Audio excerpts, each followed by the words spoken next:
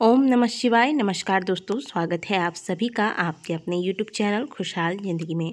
दोस्तों, बात करेंगे आज दीपावली पूजन के शुभ मुहूर्त के बारे में तथा कब से कब के बीच आपको पूजन कर लेना है और पूजा के दौरान कौन से कार्य जैसे कि घंटी शंख आपको बजाना है या नहीं, माता को हाथ जोड़कर प्रणाम आज के दिन आपको करना चाहिए या नहीं, माता के पूजा में आज आपको आरती गानी है या नहीं गानी है, साथ ही लक्ष्मी पूजा के दौरान और लक्ष्मी पूजा के बाद कौन से विशेष बातें हैं जिन पर आपको ध्यान देना चाहिए, जो कार्य आपको बिल्कुल भी करने से बचना चाहिए। चलिए वीडियो को आरंभ करते हैं। दोस्तों, जीवन में पैसे कमा कर लक्ष्मी घर लाना यह कोई बहुत बड़ी बात नहीं है।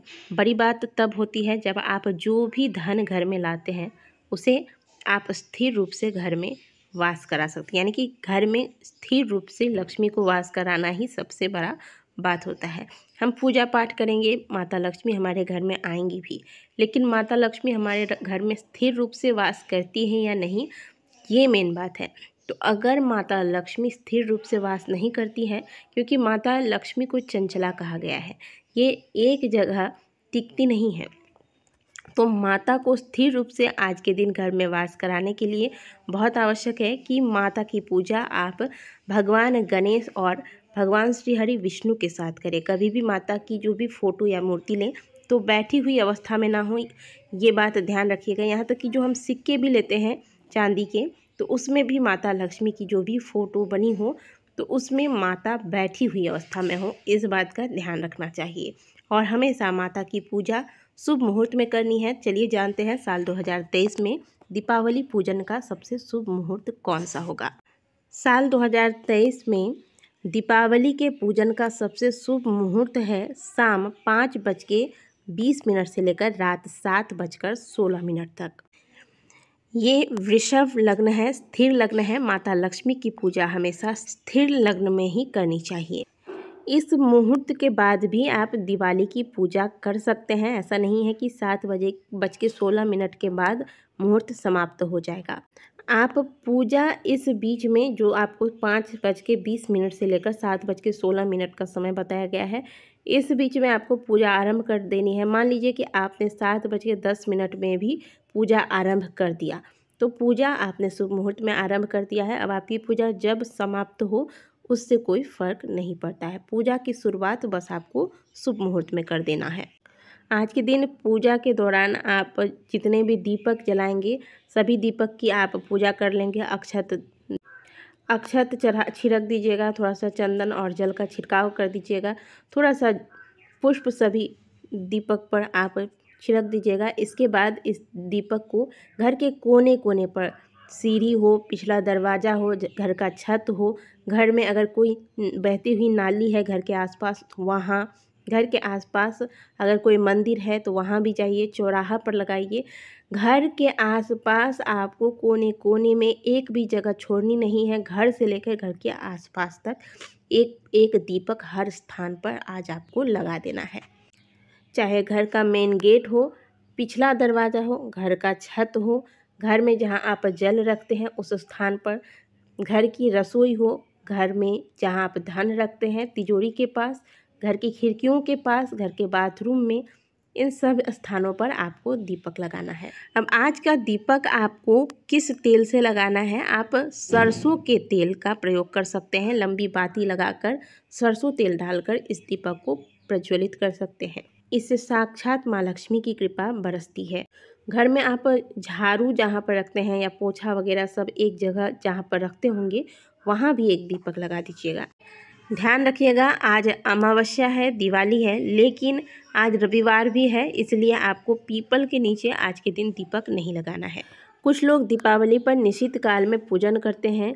जैसे निशित काल में आपको कोई मंत्र सिद्ध करना है या फिर धनदायक पोटली बनाना है या फिर मंत्र जाप करना है, ये सारे कार्य मुख्य रूप से निशित काल में किए जाते हैं। निशित काल यानी कि लगभग आधी रात्रि के समय को ही निशित काल कहा जाता है। तो इस समय माता की जो भी आपने पूजा की है जहाँ पर, वहाँ पर एक अखंड ज्योत तो जलता रहेगा। आप इस बात का ध्यान रखिएगा, आज के दिन वह ज्योत बुझना नहीं चाहिए। दूसरी बात, इस समय में आप बैठकर लाल रंग के आसन लगा लें, लाल वस्त्र धारण करके माता लक्ष्मी के मंत्रों का जाप करें या फिर आप कनक धारा स्तोत्र का पाठ करें। निश्चित काल की पूजा का जो शुभ मुहूर्त है वह रात 11:15 से आरंभ हो रहा है, जो कि लगभग 12:07 पर समाप्त हो जाएगा। इस बीच में निश्चित काल की पूजा वगैरह आपको कर लेनी है। जो भी मंत्र जाप आपको करना है इस बीच में आप मंत्र जाप इत्यादि करें।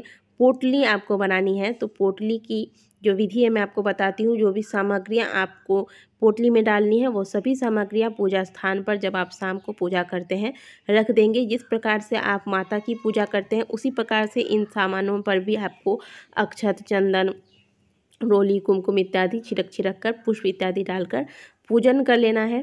सभी सामग्रियों को माता के सामने ही पड़े रहने दें और निश्चित काल में माता के समक्ष बैठकर माता के मंत्र का जाप करें या फिर कनक धारा स्तोत्र का पाठ करें।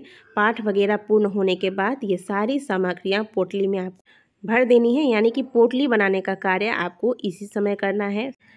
सारी सामग्रियां पोटली में एक एक करके डालिएगा और पोटली को बंद नहीं कीजिएगा। पोटली रात भर खुली रहेगी। इसे बंद आपको सुबह को करना है जब आप इसे अपने घर की तिजोरी में स्थापित करेंगे। रही बात आज के पूजन में शंख बजाना है या नहीं, घंटी बजाना है या नहीं, या फिर आरती करनी है या नहीं, तो इस बारे में सबकी अपनी अपनी अलग अलग राय होती है। मेरी बात मैं आपको बताऊं तो आप लक्ष्मी माता की केवल इसी प्रकार से आप जैसे घी का दीपक लगाया है या फिर कपूर इत्यादि से माता के मन ही मन आप माता की आरती कर दें। बहुत ज़्यादा शोर शराबा आज के दिन घर में नहीं करना चाहिए। लेकिन बात रही माता की आरती की, तो शोर शराबा में और माता की आरती में अंतर होता है। तो बहुत से लोग आरती भी करते हैं, बहुत से लोग घंटी, शंख इत्यादि सब बजाते हैं और बहुत से घरों में ऐसी मान्यता है कि आज के दिन, तो ये पूरी तरीके से आपकी इच्छा पर निर्भर करता है। आपके यहाँ अगर आरती करने का विधान है, आप प्रत्येक वर्ष करते हैं तो अवश्य कीजिए। अगर आपके यहाँ नहीं किया जाता है तो आप ना करें। पूजा के दौरान और पूजा से पहले और पूजा के बाद भी आपको घर में बिल्कुल शांति का माहौल बनाए रखना है। थोड़ी सी भी घर में किचकिच नहीं होनी चाहिए। किसी भी सदस्य को गुस्सा नहीं करना है।